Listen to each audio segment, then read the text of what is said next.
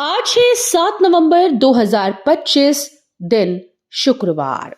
नमस्कार, दिल्ली न्यूज में आपका बहुत बहुत स्वागत है। चलिए देखते हैं आज की 25 फटाफट काम की और महत्वपूर्ण बड़ी खबरों को। पर इससे पहले वीडियो को लाइक करना बिल्कुल न भूलें।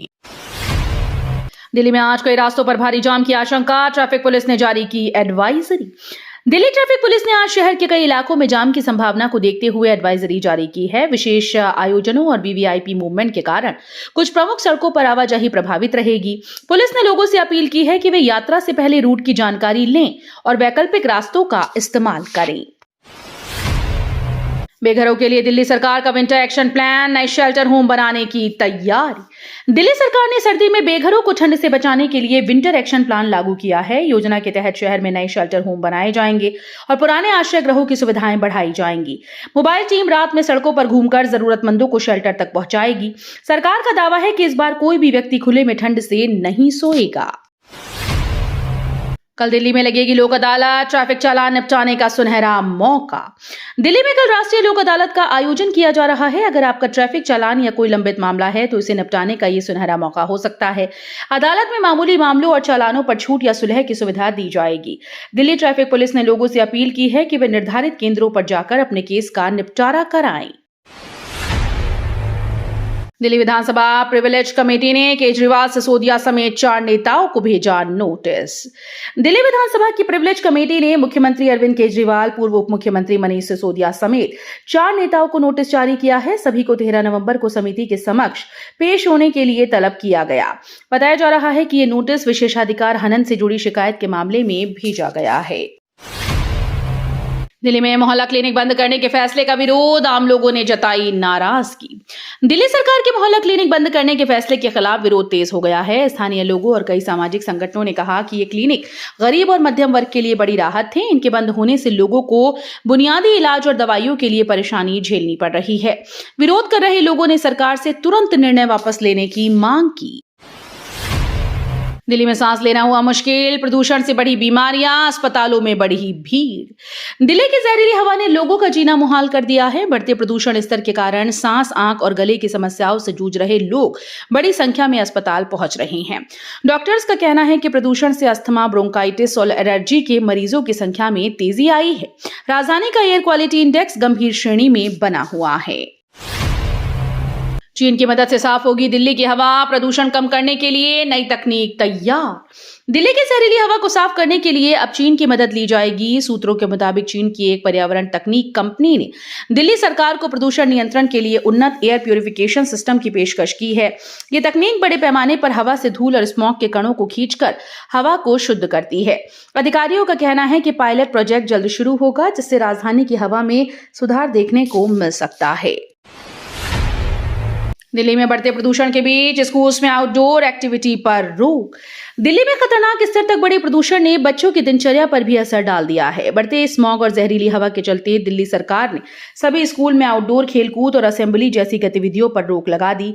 अधिकारियों का कहना है कि यह फैसला बच्चों की सेहत को ध्यान में रखते हुए लिया गया है। विशेषज्ञों ने चेताया है कि ऐसे में सांस और आंखों से जुड़ी दिक्कतें तेजी से बढ़ सकती हैं। फेफड़ों पर प्रदर्शन का दबाव, दिल्ली की जहरीली हवा पर शशि थरूर का व्यंग। दिल्ली की हवा एक बार फिर से जानलेवा हो चली है। बढ़ते प्रदूषण स्तर पर कांग्रेस सांसद शशि थरूर ने तीखा तंज कसा। थरूर ने कहा कि अब तो फेफड़ों पर भी प्रदर्शन का दबाव है। उनका ये बयान राजधानी की बिगड़ती वायु गुणवत्ता पर राजनीति के साथ साथ व्यवस्था पर भी करारा कटाक्ष माना जा रहा है। दिल्ली की अदालतों में 15 लाख लंबित केस, 700 जज भी नहीं घटा पा रहे बोझ। दिल्ली की अदालतों में लंबित मामलों का बोझ लगातार बढ़ता जा रहा है। राष्ट्रीय न्यायिक डेटा ग्रिड के मुताबिक राजधानी की निचली अदालतों में 15.6 लाख से ज्यादा केस लंबित हैं। इसमें करीब 13.5 लाख आपराधिक और 2.18 लाख दीवानी मामले हैं। विशेषज्ञों का मानना है कि बढ़ती जनसंख्या, सीमित संसाधन और न्यायिक नियुक्तियों में देरी इस संकट की बड़ी वजह है। क्राइम ब्रांच ने हत्या और पॉक्सो केस का खोला राज, 1 साल पुराना मामला सुलझा। दिल्ली क्राइम ब्रांच ने 1 साल से लंबित हत्या और पॉक्सो केस का पर्दाफाश कर दिया है। पुलिस ने गहन जांच और तकनीकी साक्ष्यों की मदद से अपराधियों तक पहुंच बनाई है।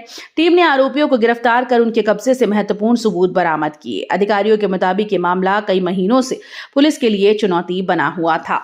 आखिरकार क्राइम ब्रांच की सटीक रणनीति और लगातार निगरानी से केस का सफलतापूर्वक खात्मा हो गया। लगातार दूसरे मैच में भारत ने ऑस्ट्रेलिया को हराया। सीरीज में 2-1 की मजबूत बढ़त। टीम इंडिया ने ऑस्ट्रेलिया के खिलाफ शानदार प्रदर्शन जारी रखते हुए लगातार दूसरा मुकाबला जीत लिया। इस जीत के साथ भारत ने 3 मैचेस की सीरीज में 2-1 की बढ़त बना ली। भारतीय बल्लेबाजों और गेंदबाजों दोनों ने बेहतरीन खेल दिखाया, जिससे कंगारू टीम पूरी तरह से दबाव में आ गई। कप्तान की रणनीति और युवा खिलाड़ियों के प्रदर्शन की हर तरफ तारीफ हो रही है। पूर्वी दिल्ली में सांसद खेल महोत्सव 2025 का आगाज। केंद्रीय मंत्री हर्ष मल्होत्रा ने किया उद्घाटन। पूर्वी दिल्ली के विनोद नगर खेल परिसर में सांसद खेल महोत्सव 2025 का शुभारंभ हुआ। कार्यक्रम का उद्घाटन केंद्रीय कॉर्पोरेट मामलों और सड़क परिवहन व राजमार्ग राज्य मंत्री हर्ष मल्होत्रा ने किया। इस मौके पर पटपड़गंज विधायक रविंदर सिंह नेगी सहित कई अधिकारी और खिलाड़ी मौजूद रहे। महोत्सव में विभिन्न खेल प्रतियोगिताएं आयोजित की जाएंगी, जिसमें युवाओं को अपनी प्रतिभा दिखाने का मौका मिलेगा। दिल्ली के बाजार में लहंगे सिर्फ 300 रुपए किलो। मॉल की कीमतों के मुकाबले सस्ते सौदे। दिल्ली में एक ऐसा बाजार चर्चा में है जहां डिजाइनर लहंगे मॉल की तुलना में कौड़ियों के भाव मिल रहे हैं। यहां पुराने और एक्सपोर्ट सरप्लस लहंगे सिर्फ 300 रुपए प्रति किलो बिक रहे हैं। मॉल में जो लहंगे लाखों में मिलते हैं, वहीं यहां कुछ 100 रुपए में खरीदे जा सकते हैं। त्योहार और शादी के सीजन में यह बाजार महिलाओं की पहली पसंद बन गया है। रोजाना हजारों लोग यहां सस्ते दामों पर खरीदारी करने पहुंच रहे हैं। डूसू के पूर्व अध्यक्ष रौनक से मांगी गई थी 5 करोड़ की फिरौती। दिल्ली विश्वविद्यालय छात्र संघ की पूर्व अध्यक्ष रौनक खत्री से फिरौती मांगने का मामला सामने आया था। जानकारी के मुताबिक खत्री को यूक्रेनी नंबर से फोन करके धमकियां दी जा रही थीं। कुख्यात गैंग से जुड़े बदमाशों ने खत्री से 5 करोड़ की फिरौती मांगी थी। इस मामले में रौनक खत्री ने अपनी सुरक्षा की मांग की थी। इस पर दिल्ली हाईकोर्ट ने दिल्ली पुलिस को खत्री की सुरक्षा संबंधी मांग पर जल्दी निर्णय लेने का आदेश दिया।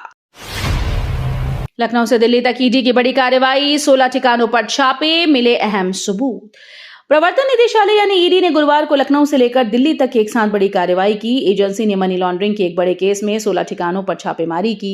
इस दौरान कई अहम दस्तावेज, कंप्यूटर, इलेक्ट्रॉनिक डिवाइस जब्त किए गए। सूत्रों के मुताबिक ईडी की ये रेड कई कारोबारी और राजनीतिक कड़ियों की जांच से जुड़ी है। जेएनयू में फिर चला लाल का जलवा। अध्यक्ष समेत 4 सीटों पर लेफ्ट का कब्जा। दिल्ली के जवाहरलाल नेहरू विश्वविद्यालय में छात्र राजनीति में एक बार फिर से वाम दलों का दबदबा देखने को मिला। जेएनयू छात्र संघ चुनाव में अध्यक्ष समेत सभी 4 प्रमुख पदों पर लेफ्ट गठबंधन ने जीत दर्ज की।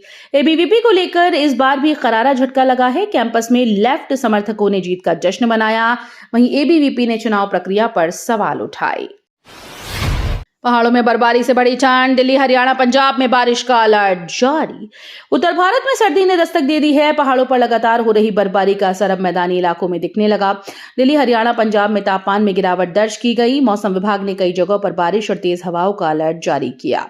विशेषज्ञों का कहना है कि आने वाले दिनों में ठंड और बढ़ेगी। वहीं दिल्ली एनसीआर में बारिश से प्रदूषण में कुछ राहत मिलने की उम्मीद है। दिल्ली में कान्हा जैसा नया स्टेडियम बनेगा। डीडीए की बैठक में परियोजना को मंजूरी। दिल्ली वासियों के लिए खुशखबरी है। राजधानी में अब लखनऊ के कान्हा स्टेडियम की तर्ज पर एक अत्याधुनिक स्पोर्ट्स स्टेडियम बनाया जाएगा। दिल्ली विकास प्राधिकरण की बैठक में इस परियोजना को हरी झंडी मिल गई है। ये स्टेडियम अंतर्राष्ट्रीय सुविधाओं से लैस होगा और बड़े खेल आयोजनों के लिए तैयार किया जाएगा। अधिकारियों के मुताबिक जगह का चयन अंतिम चरण में है और निर्माण कार्य जल्द शुरू होने की संभावना है। यूपीएससी टॉपर महिला अधिकारी ने छोड़ी सरकारी नौकरी। पति ने बताई चौंकाने वाली वजह। देश की सबसे कठिन परीक्षाओं में शामिल यूपीएससी पास कर ग्रुप ए पद पाने वाली महिला अधिकारी ने अचानक से सरकारी नौकरी छोड़कर सबको चौंका दिया। उनके पति ने खुलासा किया कि अधिकारी ने पारिवारिक कारणों और मानसिक संतुलन बनाए रखने के लिए ये फैसला लिया। उन्होंने कहा कि लगातार दबाव और निजी जीवन के बीच संतुलन बनाना मुश्किल हो गया था। दिल्ली आईजीआई एयरपोर्ट पर जीपीएस स्पूफिंग का हाहाकार। उड़ानें भटकी, यात्रियों में हड़कंप। दिल्ली के इंदिरा गांधी अंतर्राष्ट्रीय एयरपोर्ट पर पिछले कुछ दिनों से जीपीएस स्पूफिंग की समस्या से हड़कंप मच गया। नकली सैटेलाइट सिग्नलों के कारण कई विमानों की नेविगेशन सिस्टम गड़बड़ा गई, जिससे इंडिगो और एयर इंडिया की उड़ानें जयपुर डाइवर्ट करनी पड़ी। यात्रियों को घंटों इंतजार करना पड़ा और एयर ट्रैफिक कंट्रोल में अफरा तफरी मच गई। फिलहाल डीजीसीए और एयरपोर्ट अथॉरिटीज कारणों की जांच कर रहे हैं और सुरक्षा उपाय सख्त किए जा रहे हैं। आपका आरोप, भाजपा कार्यकर्ता ने दिल्ली और बिहार दोनों जगह डाला वोट। दिल्ली के आप नेता सौरभ भारद्वाज ने चौंकाने वाला दावा किया। उनका कहना है कि भाजपा के एक कार्यकर्ता ने 2 राज्यों में वोट डाला है, पहले 5 फरवरी 2025 को दिल्ली विधानसभा चुनाव में और फिर बिहार विधानसभा चुनाव में। भारद्वाज ने एक वीडियो जारी कर कहा कि ये वोट चोरी का सबूत है। कांग्रेस नेता राहुल गांधी के हरियाणा में वोटिंग घोटाले के आरोपों के बाद अब आम आदमी पार्टी ने भी चुनाव प्रक्रिया की पारदर्शिता पर सवाल खड़े किए हैं। धोनी नहीं लेंगे संन्यास, चेन्नई के सीईओ ने की पुष्टि, अगले आईपीएल में उतरेंगे मैदान। महेंद्र सिंह धोनी के फैंस के लिए खुशखबरी है। चेन्नई सुपर किंग्स के सीईओ ने पुष्टि की है कि धोनी अगला आईपीएल खेलेंगे और संन्यास अभी नहीं ले रहे हैं। टीम को 5 बार चैंपियन बना चुके धोनी एक बार फिर से मैदान पर नजर आएंगे। रिपोर्ट्स के मुताबिक वे पूरी फिटनेस के साथ तैयारी में जुटे हैं। धोनी का ये फैसला फैंस के लिए किसी तोहफे से कम नहीं है, जो उन्हें फिर से पीली जर्सी में देखने को बेताब हैं। भारत चीन ने कर दिया बड़ा उलटफेर, अमीर देशों की हिस्सेदारी में लगा दी सीन। भारत और चीन में लोगों की कमाई बढ़ गई है। इससे अब दुनिया की कुल जीडीपी में अमीर देशों का हिस्सा पहले से कम हो गया। हालांकि ये उलटफेर भारत और चीन के अंदरूनी हालात की पूरी तस्वीर नहीं दिखाता।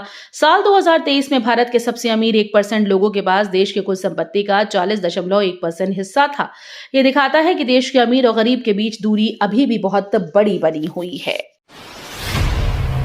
देश को मिलेंगी 4 नई वंदे भारत ट्रेन, पीएम मोदी कल करेंगे शुभारंभ। भारतीय रेलवे के बेड़े में एक बार फिर से नया इजाफा होने जा रहा है। प्रधानमंत्री नरेंद्र मोदी कल 4 नई वंदे भारत ट्रेन को हरी झंडी दिखाएंगे। इन ट्रेन को देश के अलग अलग हिस्सों में शुरू किया जाएगा ताकि यात्रियों को तेज और आरामदायक सफर की सुविधा मिले। रेलवे के मुताबिक नई ट्रेन में आधुनिक तकनीक, बेहतर सुरक्षा फीचर्स और उन्नत आरामदायक सीटें दी गई हैं। तो ये थी आज की बड़ी खबरें। रोजाना ऐसे ही सबसे पहले अपडेट पाने के लिए चैनल को सब्सक्राइब करना बिल्कुल न भूलें। धन्यवाद।